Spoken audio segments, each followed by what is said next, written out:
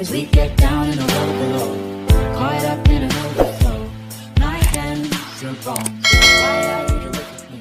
Set on fire. Halo, Assalamualaikum warahmatullahi wabarakatuh. Kembali lagi ke channel aku, Dian Azra. Nah, di video kali ini saya akan ngebahas mengenai soal-soal kebidanan, yaitu tentang penegakan diagnosa dari kasus-kasus kebidanan. Tetapi sebelum kita ke latihan soalnya, lebih baik teman-teman tekan dulu tombol subscribe di bawah supaya tidak ketinggalan video-video terbaru dari aku dan bunyikan notif loncengnya ya, ditunggu. Oh ya teman-teman, di sini saya juga mau infokan ke teman-teman semua bahwasanya ada tempat belajar online SKB yang sangat lengkap, baik formasi kesehatan, formasi keguruan, bahkan formasi umum juga ada. Di situ juga lengkap ada latihan soal, ada tryout, ada regulasi dan materi-materinya, bahkan rangkumannya juga ada di dalam platform SKB tersebut. Nama tempat belajar online SKB tersebut ialah Sahabat CPNS. Jadi teman-teman kalau ingin join menjadi member di Sahabat CPNS, teman-teman tinggal klik saja link berwarna biru yang ada di deskripsi saya. Pilih sesuai dengan formasi teman-teman dan jangan lupa masukin kode voucher SKBS untuk mendapatkan harga promo. Oke, nggak usah lama-lama, langsung aja kita ke soal yang pertama. Seorang perempuan umur 24 tahun G1P0A0 usia kehamilan 38 minggu datang ke BPM dengan keluhan nyeri perut sejak 2 jam yang lalu. Hasil anamnesa sering pusing sejak 1 bulan yang lalu. Hasil pemeriksaan tekanan darah 100 per 70 mm hidrogium, nadi 80 kali per menit, pernapasan 20 kali per menit, suhu 36,5 derajat Celcius, TFU 34 cm, DJJ 105 kali per menit, HB 11 gram persen, protein urin negatif. Diagnosis apakah yang paling tepat pada kasus tersebut? A. Gawat janin, B. Anemia ringan, C. Kehamilan normal, D. Suspek janin besar, dan E. Hipotensi. Oke, jadi di soal dikatakan ada seorang ibu hamil umur 24 tahun, G1P0A0, kehamilan yang pertama ya. Usia kehamilannya sekarang 38 minggu. Datang BPM dengan keluhan nyeri perut sejak 2 jam yang lalu. Hasil anamnesa sering pusing sejak 1 bulan yang lalu. Hasil pemeriksaan tekanan darah 100 per 70, nadi 80 kali per menit, pernapasan 20 kali per menit, suhu 36,5, TFU 34 cm. DJJ 105 kali per menit, HB 11 gram persen, protein urin negatif. Nah, diagnosis apakah yang paling tepat pada kasus tersebut? Saya pilih jawabannya A, gawat janin. Kenapa gawat janin? Karena DJJ-nya itu sudah 105 kali per menit. Teman-teman semua pasti udah tahu dong ya, normal denyut jantung janin itu berapa? Ya benar, 120 sampai dengan 160 kali per menit. Nah, di sini itu denyut jantung janinnya itu 105 kali per menit. Berarti itu menjadi suatu masalah yang ada di soal kali ini. Kalau seandainya kita pilih B, anemia ringan, kalau anemia ringan tidak ya, karena HB normal untuk ibu hamil dengan trimester 3, dia sudah trimester 3 ya, karena sudah 38 minggu. Untuk ibu hamil trimester 3 itu HB normal 9,5 sampai dengan 15 gram persen. Jadi bukan B. Kalau C kehamilan normal itu juga bukan, karena udah jelas-jelas ada yang patologi di sini. Kalau suspek janin besar, TFU 34 cm. Kalau hipotensi 100 per 70 tensinya. Jadi saya rasa jawaban yang paling tepat itu ialah A, gawat janin. Oke teman-teman, langsung saja kita ke soal selanjutnya. Seorang ibu usia 28 tahun, P1A0, baru saja melahirkan secara normal 2 hari yang lalu di praktik mandiri bidan. Merasa lelah dan khawatir tidak dapat merawat anaknya dan sering menceritakan pengalamannya saat bersalin. Menurut teori Reva Rubin, fase adaptasi yang sedang dialami ibu di atas adalah A. Taking in, B. Taking hold, C. Taking on, D. Letting go, dan E. Letting in. Teman-teman pasti masih ingat ya mengenai teori Reva Rubin, yaitu teori yang menceritakan tentang fase adaptasi ibu nifas. Nah, di soal kali ini tuh ada ibu nifas anak pertama, baru saja melahirkan 2 hari yang lalu. Di soal dikatakan bahwasanya ibu tersebut merasa lelah dan khawatir tidak dapat merawat anaknya dan sering menceritakan pengalamannya saat bersalin.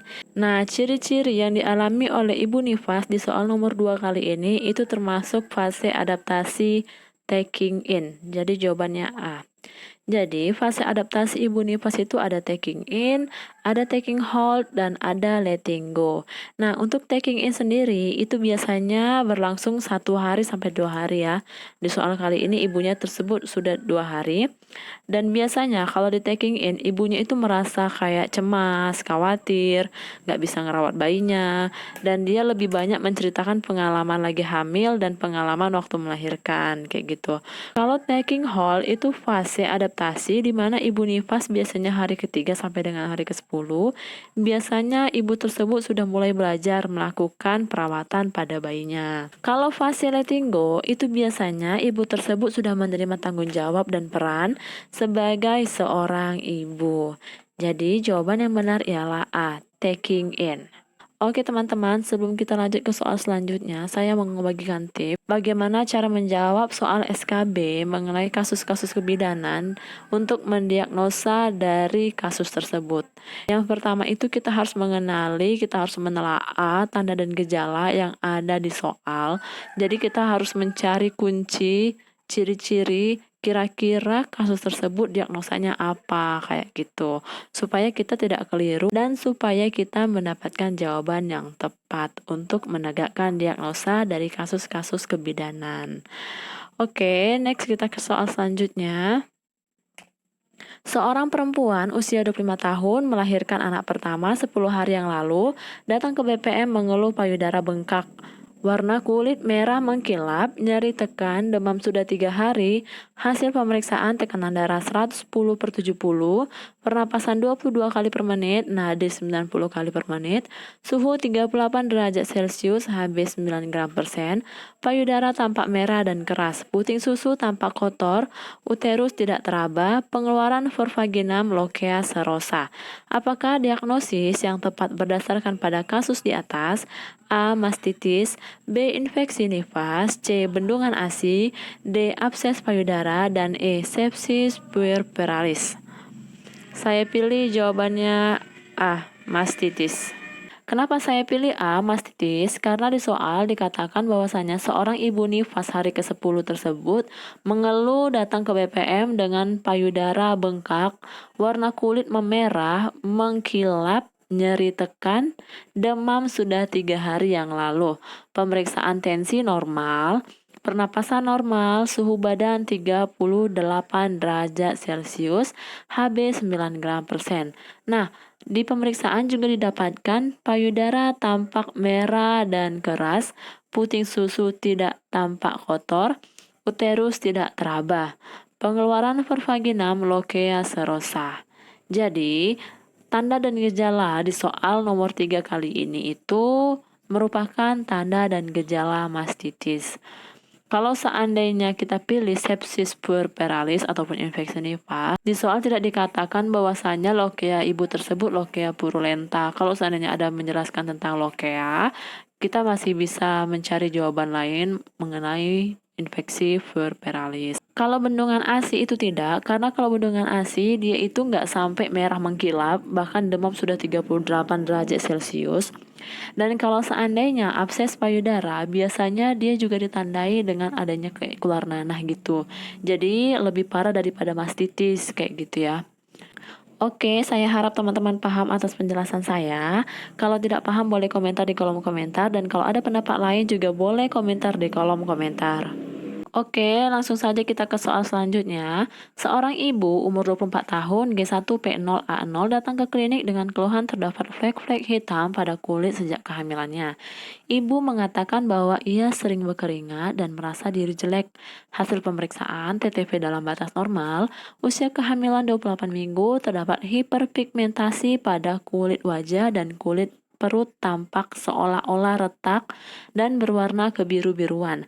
Apakah nama kulit perut yang terlihat retak tersebut A. Linea alba, B. Linea nigra, C. Striae lividae, D. Striae albicans, E. Chloasma gravidarum. Jadi di soal dikatakan bahwasanya ada seorang ibu hamil primigravida mengeluh ada flek-flek hitam pada kulit sejak kehamilannya. Ibu mengatakan ia sering berkeringat, merasa diri jelek. Nah, ketika diperiksa, terdapat hiperpigmentasi pada kulit wajah dan kulit perut tampak seolah-olah retak dan berwarna kebiru-biruan. Nah, berdasarkan ciri-ciri dan tanda gejala yang dilampirkan di soal nomor 4 kali ini, itu termasuk striae lividae. Jadi jawabannya ialah C. Kalau linea alba itu garis putih yang ada di perut, dan biasanya itu garisnya itu dari simfisis sampai ke pusat. Kalau linea nigra itu sama dengan linea alba ya, tapi kalau linea alba itu putih, kalau linea nigra itu garis hitam. Kalau striae albicans itu dianya striae lividae yang menjadi putih mengkilat dan meninggalkan bekas parut. Kalau chloasma gravidarum itu bintik-bintik hitam di wajah. Jadi jawaban yang paling tepat ialah C. Oke, next kita ke soal selanjutnya. Seorang perempuan usia 28 tahun G2P1A0 usia kehamilan 12 minggu datang ke rumah sakit dengan keluhan keluar bercak darah dari kemaluan. Ibu mengatakan bahwa ada nyeri pinggang seperti kontraksi. Hasil pemeriksaan TTV dalam batas normal, tes kehamilan positif, terdapat pengeluaran lendir bercampur darah dari vagina. Inspekulo porsio tertutup. Apakah diagnosis untuk kasus di atas A. Kehamilan ektopik, B. Abortus imminens, C. Abortus habitualis, D. Abortus incipient, dan E. Mola hidatidosa. Di soal dikatakan ada seorang ibu hamil kedua, usia kehamilannya 12 minggu, datang ke rumah sakit dengan keluhan keluar bercak darah dari kemaluan. Ibu mengatakan bahwa ada nyeri pinggang seperti kontraksi. Hasil pemeriksaan TTV dalam batas normal, tes kehamilan positif. Terdapat pengeluaran lendir bercampur darah dari vagina, inspekulo porsio tertutup. Nah, berdasarkan ciri dan tanda gejala yang ada di soal nomor 5 kali ini, itu termasuk di abortus imminens. Karena ibu tersebut mengalami pendarahan di usia kehamilan 12 minggu. Dan kenapa saya pilih imminens? Karena inspekulo porsio masih tertutup. Kalau seandainya abortus incipiens, itu juga pendarahan disertai dengan nyeri. Jaringannya masih utuh, tetapi mulut rahim sudah terbuka. Jadi beda imminens di situ dengan incipient ya. Kalau imminens, dianya mulut rahimnya masih tertutup. Dan biasanya abortus imminens juga dikenal dengan abortus mengancam. Dan biasanya juga abortus imminens itu kehamilannya masih bisa dipertahankan. Kalau kehamilan ektopik itu kehamilan di luar rahim. Kalau abortus habitualis itu ialah keguguran yang berulang kali, biasanya sebanyak 3 kali atau lebih. Kalau mola hidatidosa itu hamil anggur. Oke, next kita ke soal selanjutnya. Seorang perempuan usia 45 tahun G5P3A1 usia kehamilan 28 minggu 5 hari datang ke klinik dengan keluhan nyeri kepala yang sangat hebat dan menetap. Ibu mengatakan pandangannya kabur. Hasil pemeriksaan meter 37, respiratory 24 kali per menit, puls 70 kali, tekanan darah 190/160, protein urin positif 3, dan terdapat odema pada tungkai. Apakah diagnosa untuk kasus di atas? A. Hipertensi gestasional, B. Superimpos eklamsi, C. Gagal ginjal akut, D. Preeklamsi, dan E. Eklamsi. Jadi di soal kali ini ada seorang ibu mengeluh nyeri kepala yang sangat hebat, pandangannya kabur, tensinya 190/160, protein urin positif 3, terdapat odema pada tungkai. Jadi ini udah pasti tanda dan gejala dari preeklamsi. Jawabannya ialah D. Kalau hipertensi gestasional ialah hipertensi yang terjadi pada saat kehamilan aja. Biasanya itu 20 mingguan ya. Kalau superimposed eklamsi yaitu hipertensi kronis yang disertai dengan tanda-tanda preeklamsi. Nah, perbedaan preeklamsi dan superimposed eklamsi. Kalau superimposed eklamsi itu biasanya muncul di usia kehamilan di bawah 20 minggu. Kalau seandainya preeklamsi, itu biasanya di atas 20 minggu. Dan kalau eklamsi, itu terjadi di atas 20 minggu, tetapi disertai dengan kejang. Karena di soal nggak ada dikatakan kejang, jadi kita pilihnya preeklamsi. Oke, langsung saja kita ke soal selanjutnya. Seorang perempuan usia 30 tahun, G3P2A0, datang ke puskesmas Mawar dengan keluhan keluar darah flek-flek berwarna merah muda tanpa rasa nyeri. Hasil observasi TTV dalam batas normal, usia kehamilan 30 minggu, DJJ positif, dan TFU 28 cm. Apakah diagnosa yang tepat pada kasus di atas? A. Vasa previa, C. Solusio placenta, D. Placenta previa, D. Infak placenta, dan E. Placenta circumvallata. Di soal dikatakan bahwasanya ada seorang ibu mengeluh keluar darah flek berwarna merah segar dan tanpa rasa nyeri. Usia kehamilan 30 minggu, denyut jantung janin masih ada, TFU 28 cm. Diagnosis yang tepat untuk kasus di atas ialah placenta previa. Jadi saya harap teman-teman sudah paham tanda dan gejala dari placenta previa karena placenta previa itu muncul di SKB tahun lalu ya. Ada beberapa soal mengenai diagnosa placenta previa. Kalau placenta previa itu ingat saja dia ada keluar darah biasanya di usia 20 mingguan ke atas dan darahnya itu berwarna merah muda atau biasanya di soal juga dikatakan merah segar dan tanpa rasa nyeri. Jadi kalau tanpa rasa nyeri itu berarti placenta previa. Kalau solusio placenta itu biasanya disertai dengan nyeri dan warna darahnya itu agak kehitam-hitaman. Oke, next kita ke soal selanjutnya. Seorang perempuan usia 23 tahun Primi Gravida datang ke klinik tanggal 29 Agustus 2011. Ia mengatakan bahwa haid terakhir tanggal 20 Juni 2011. Mengeluh mual muntah 1 sampai dengan 2 kali pada pagi hari. Nafsu makan kurang, hasil pemeriksaan TTP dalam batas normal. Apakah diagnosis yang tepat pada kasus di atas? A. Vomitus, B. Anoreksia, C. Emesis gravidarum, D. Hiperemesis gravidarum tingkat pertama, E. Hiperemesis gravidarum tingkat 2. Saya pilih jawabannya C. Emesis gravidarum. Kenapa saya pilih C? Karena di sini dikatakan mual muntahnya itu cuma di pagi hari dan cuma 1 sampai dengan 2 kali. Nafsu makan agak berkurang, tapi dari hasil pemeriksaan TTP dalam batas normal. Jadi itu masih emesis gravidarum ya. Kalau anoreksia itu tidak nafsu makan. Oke, next kita ke soal selanjutnya. Seorang perempuan usia 24 tahun, UK 12 minggu, datang ke bidan S tanggal 10 bulan 6 2011. Ia mengatakan hamil yang ketiga. Ia mengeluh keluar darah dari vagina disertai nyeri perut yang sangat hebat. Hasil pemeriksaan tekanan darah 90/60, nadi 60 kali per menit, nyeri tekan pada abdomen bagian bawah saat divalvasi. Apakah diagnosis pada kasus tersebut? A. Mola, B. CAT, C. KPD, D. Emesis gravidarum, E. Hiperemesis gravidarum. Jawaban yang benar ialah B. CAT. Kenapa? Karena tanda dan gejala yang khas untuk diagnosis kehamilan ektopik terganggu ialah adanya nyeri tekan pada abdomen. Kalau A. Mola hidatidosa itu tidak, itu hamil anggur. Kalau KPD itu ketuban pecah dini, di sini tidak ada menceritakan tentang ketuban. Kalau emesis gravidarum mual muntah, kalau hiperemesis gravidarum itu mual muntah yang berlebihan. Seorang perempuan usia 25 tahun, G1P0A0, UK 16 minggu, datang ke puskesmas untuk memeriksakan kehamilannya.